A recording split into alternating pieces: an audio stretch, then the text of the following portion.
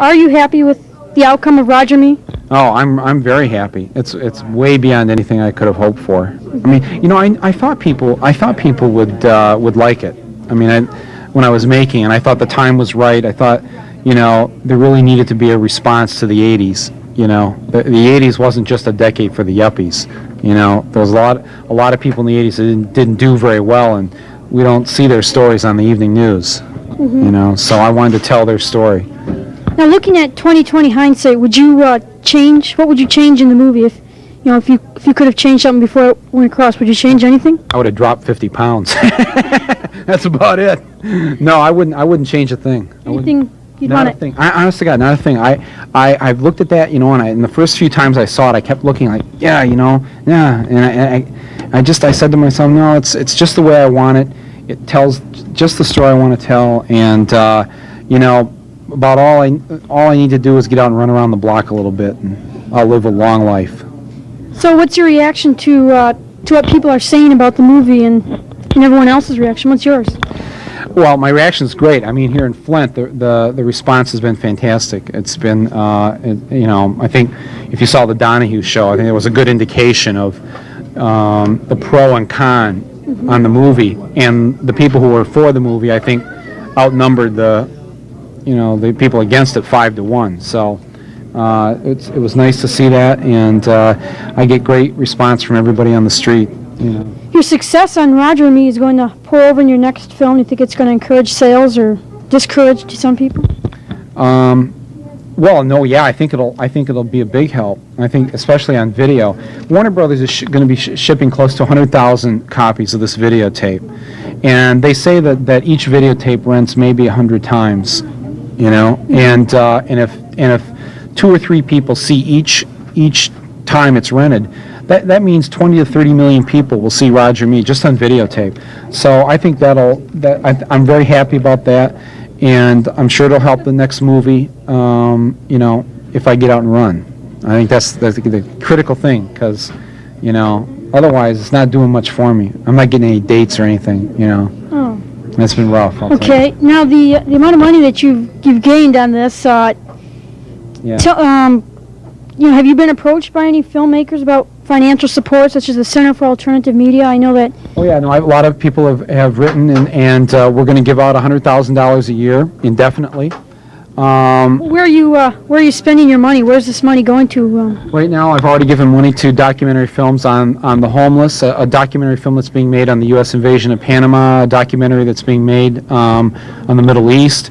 I've given money to the National Union of the Homeless, homeless shelters around the country. I've given money to the New Directions movement within the UAW. And this is just in the first few months. So. Anything that goes to charity or? Well, those are all charities. You see, I have a different view of charity than most people probably. Mm-hmm. I believe in groups that are actively involved in trying to change things and not just put Band-Aids on the problem.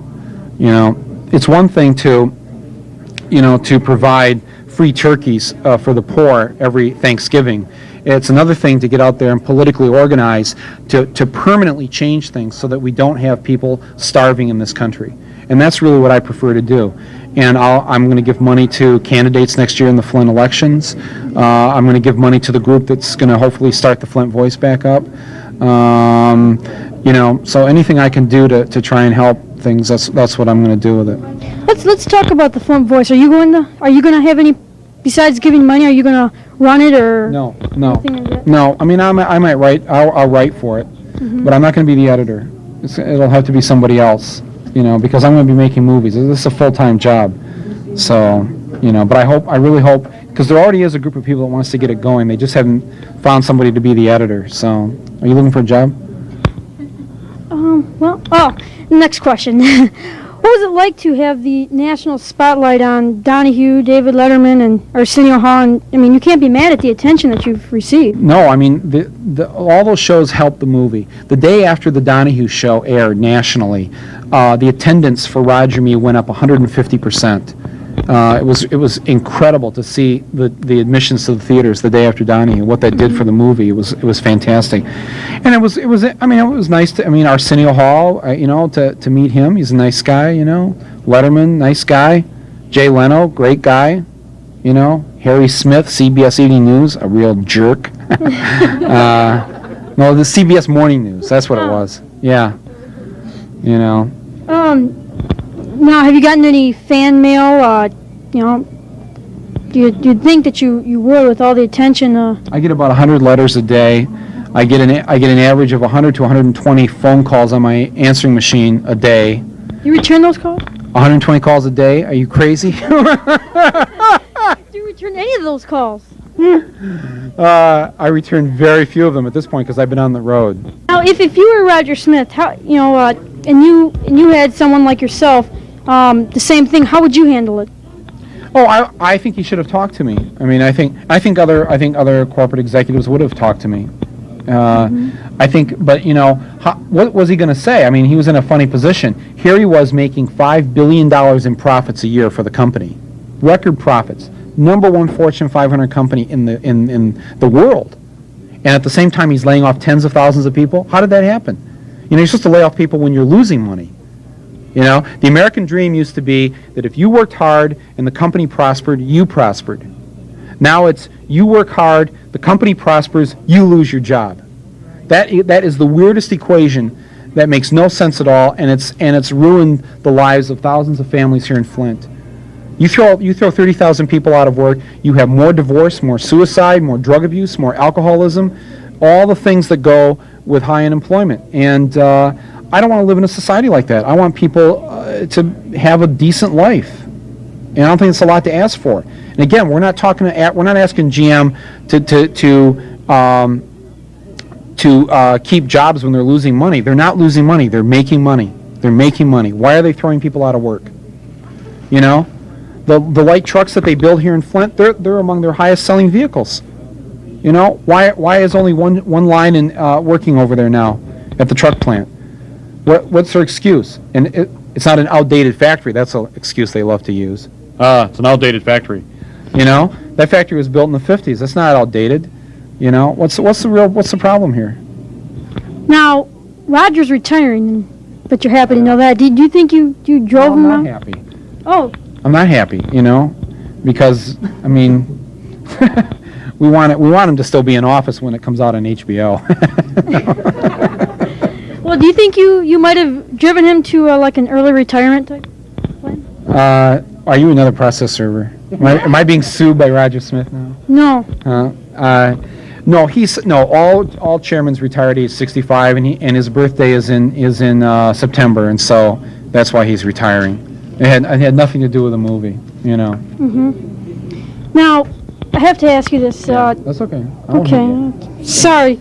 But how do you feel about the allegations, the fact that they say it was not put in chronological order, that all the layoffs didn't happen at one time? Right. Barb Schroeder, TV 12 News, that was not Barb Schroeder, they say, and wasn't Nightline. It wasn't really Barb Schroeder. Well, it was Barb Schroeder. It's just a stage. I'm going to give you an exclusive. It was actually a Barb Schroeder blow-up doll. Was it? Yeah. I could tell because their lips are. Yeah, that's moving. right. Yeah, and she was, but you want to know what I have to say about all this? Yeah. Okay, let me ask you. You're a video producer here. You're going to do this little documentary on my appearance here. Mm-hmm. Are you going to air this on Comcast channel 17? Yeah. In the exact same order, unedited, that it happened in here today? Or Should we? Yeah, we will. Nah, you're not going to do that, are you? You're going to go We'll back, edit that out. You're going to go back and let me tell you what you're going to do. You're going to go back into an editing booth, and you're going to rearrange scenes. You may have this interview before the TV 12 thing. You may have an interview with a person you did over there before me, after me. You're going to do it in the way that it makes sense, because you got to tell a story that has continuity, that has a beginning, a middle, and an end. Okay, and that's what we did with Roger and me, and that's what you do with all films. It's a phony charge meant to get attention focused away from what the real issues are in the film. If you're General Motors, if you're Channel 12, if you're the Flint Journal, and you have, especially if you're the media here in Flint, and you haven't covered the story about the loss of jobs, and all of a sudden you look pretty ridiculous to the national press because they come here to Flint and they say, it took a movie like Roger Me to focus attention on the fact that 30,000 people lost their jobs here. Where was the media here in Flint for the last 10 years? Why weren't they doing their job? Well, they look pretty silly, so they have to invent things in order to get attention away from the fact that this is a true movie.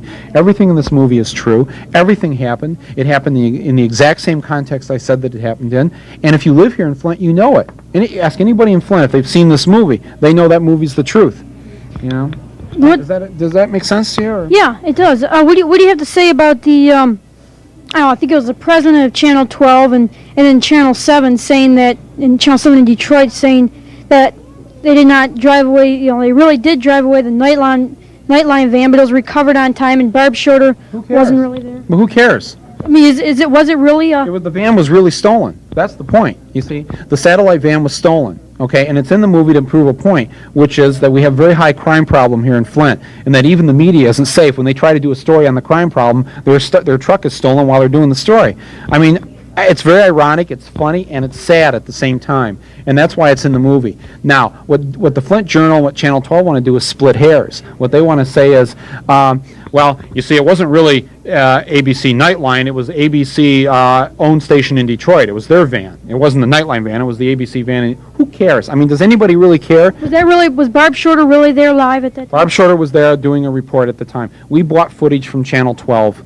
We bought a ton of footage from them. We transferred it to film and put it in the film. I don't know what else to say about that. I don't know what do you think their problem is? I mean, I don't know. What's the big deal? I don't know. Yeah, I don't know either.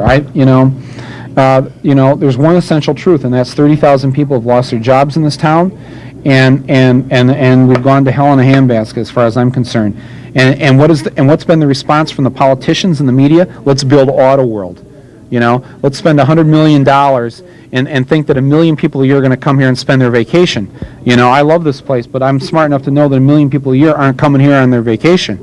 And $100 million, you could build homes for 2,000 families for $100 million. The $100 million they spent on Auto World could have built homes for 2,000 families. And as a citizen of this county, what would you rather do? Would you rather have this goofy theme park that's open on the summers, for 3 days a week with teen dances that nobody goes to, or would you rather have people housed? It would seem like even for your own self-interest, even if you didn't give a damn about the poor, you would say to yourself, geez, it is in my best interest to have people working and living in decent housing, because then there's going to be less crime, less drugs, less everything else, that's ripping our society apart. I don't know. Right. Yeah. Right when you walked in here, there's people that greeted you at the door. Who were they? Where? Did they have to do with Fred Ross at all? Oh, yeah, no, it was a process server giving me he's suing me.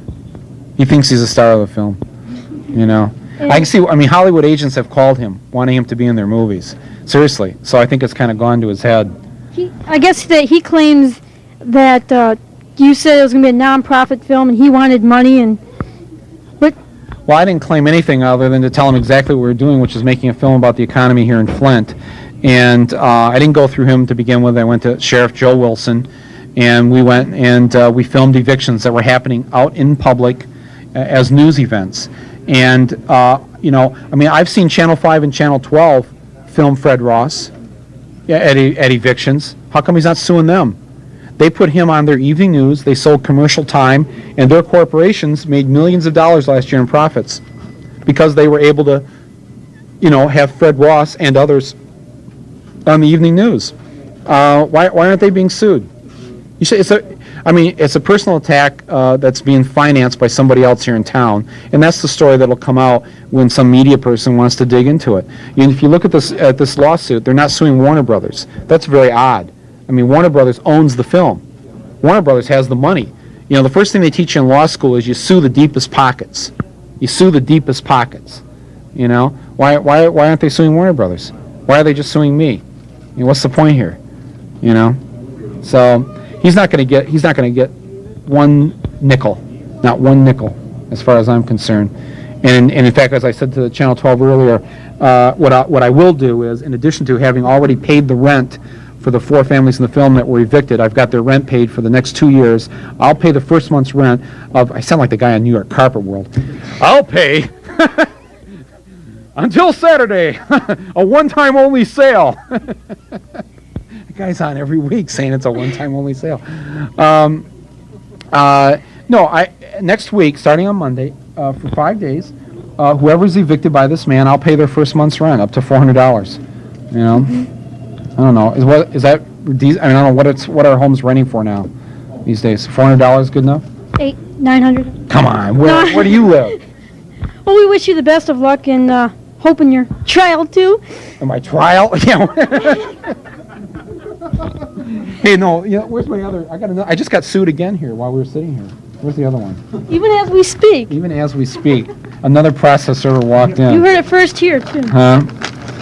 And you know who that? Now this is a guy. This is the guy that bought the Michigan Voice house. Oh, you probably shouldn't.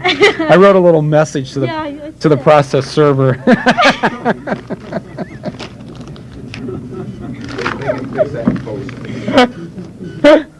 Anyways, this is the guy. This is the guy that bought the Michigan Voice house. This is the guy that bought the Michigan Voice house. He bought it from us 4 years ago, and he's just discovered that there was a $35.70 sewer bill due to the city of Burton. Oh no. Yeah, that we did not pay. That Burton is now charging him $35 for his sewer bill, and he has now sued me for the $35. So you go to Davison, right? Mm-hmm. You're not in high school Well, yet. I go to Kersley High School Oh, you go to Kersley, but you live in Davison. Why is that? because the boundaries have changed. The boundaries have, you know what? The boundaries have changed.